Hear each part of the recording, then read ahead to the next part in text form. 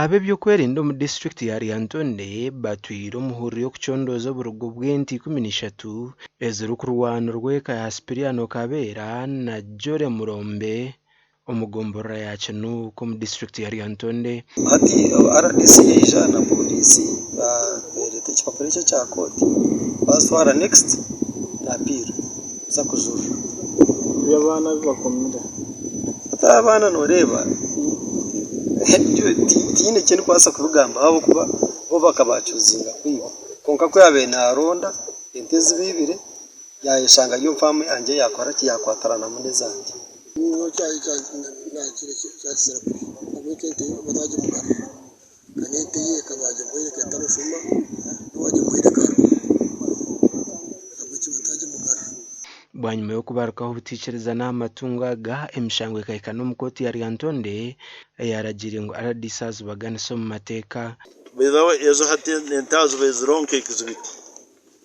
so hati kizibiti twakihaho twakigarura mukama wacyo so koti yasezeo yatekaho na cost ezo beiro mazhura 28 million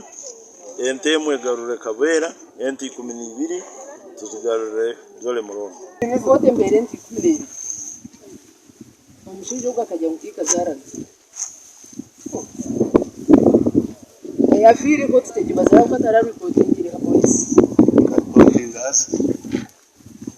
aganda makuru nugoreka nguzumwa hantezi abatura bakaza Sipiriano Kabeera nkempano nkoko abajuruzi bari kugira nyo kukira munonga nangwa ahante za sipeze zibatwara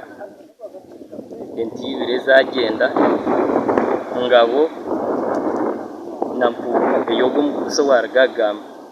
no wahatwire nawe entakagitereza umutabana akagitereza yagihereza sipi yamuhereza ntugimanya na nyina yero kandi akagaba kandi engabo ndije yagenda akagihabwa mukuru we Benoni Gasana Steve ente nyinayo eketa hariyo mu ranki nambisha nyinayo bakabageta rwiraro ntugimanya neisheyo ningimanya wente zibatware za sipi yo kumanya hone ege ngabo namwe n'ingema y'ikirinto n'ecyuka nyina kagabo akambi sente 13 nazi bagabira zoma